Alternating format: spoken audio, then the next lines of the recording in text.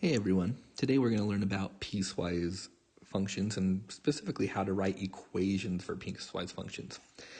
Okay, so to start, first let's look at our scenario we have here. It says Daisy works as a babysitter. The graph below shows the cost per hour that she charges. Okay, so something we should know about piecewise functions is often they tell a story. So if this is Daisy's working and this is telling us how much she charges, if we look, on our x-axis, it says that's how many hours she's working. The y-axis is our cost. Okay, so if it shows her cost per hour, well, if I take a look, it looks like after 1 hour, she's worked, or she charges $10, 2 hours, 20, 3 hours, 30, and so on, up until this point right here. And then things change. If we look, now the graph flattens out. So for that next couple hours, from 5 to 7 hours, she charges $50 for that time. And then if we continue on, if we look at each hour, well, at hour 8, wow, she's gone up to 65. Hour 9, she's gone up to 80. So if I was saying, what story is this graph telling me? Well, I think from what it's telling me is from 0 to 5, from hour 0 to 5, she charges $10 per hour.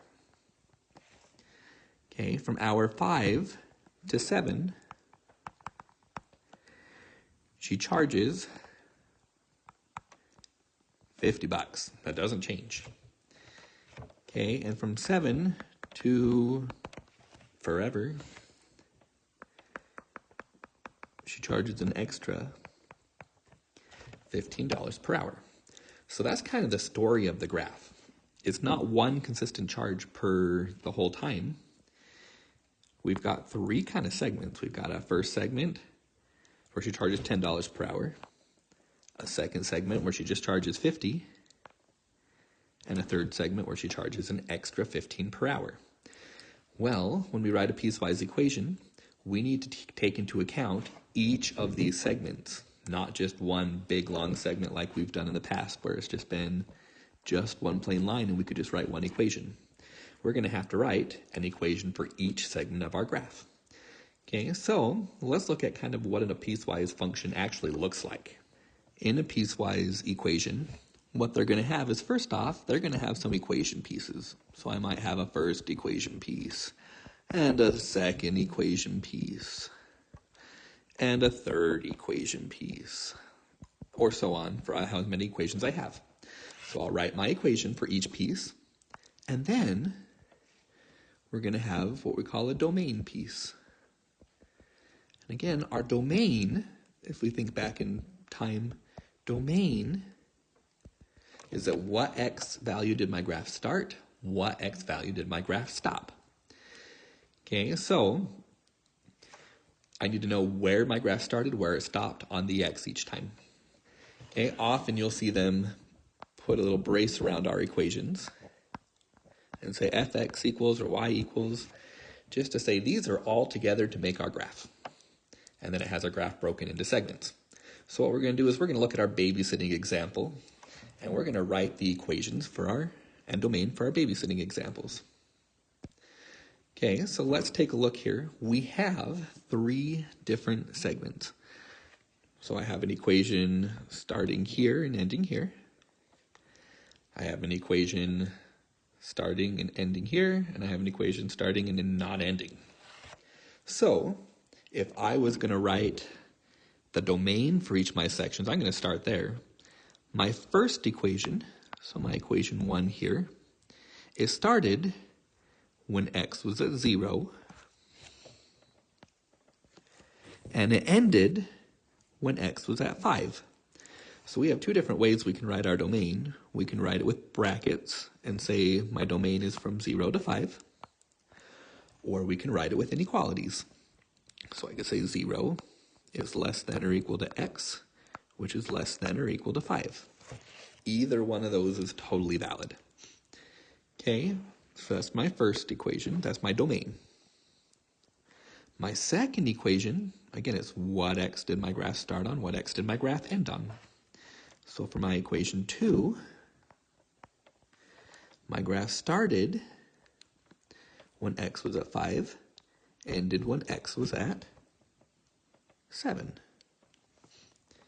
Or if I write that in inequalities, I would say from 5, that's where I started, less than or equal to x, less than or equal to 7. So this is basically saying x is in between 5 and 7.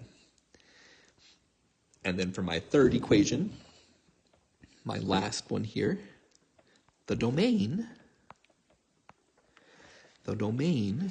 well, that segment starts when x is at 7,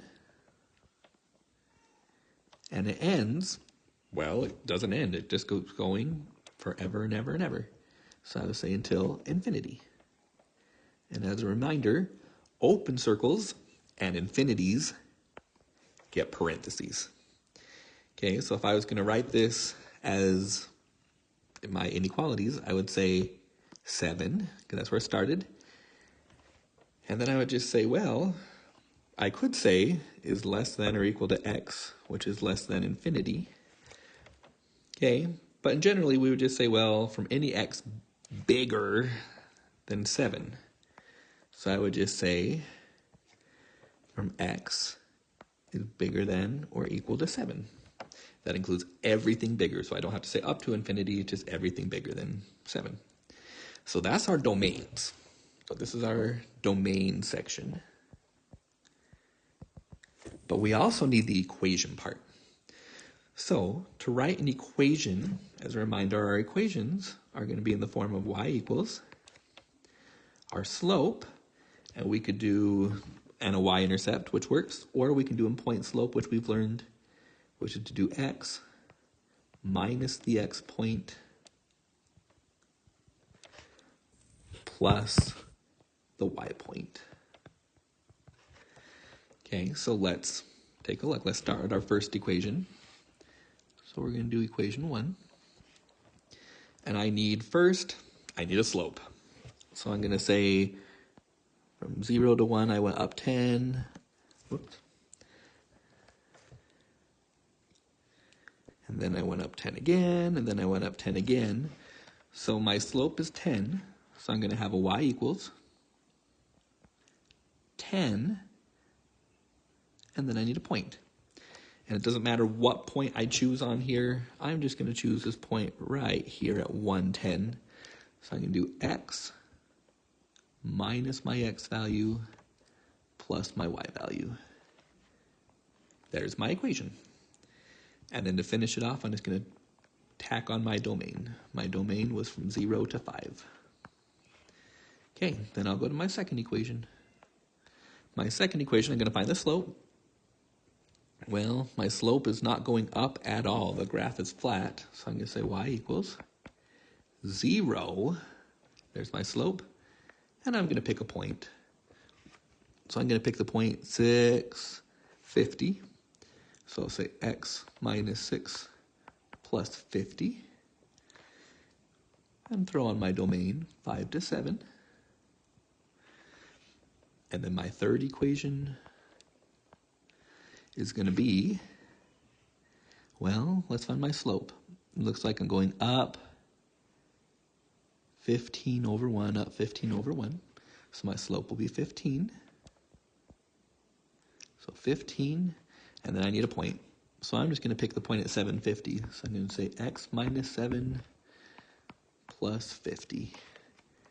And then our domain, which was from 7 until forever. And we just wrote our piecewise equations. We have equation 1, equation 2, equation 3.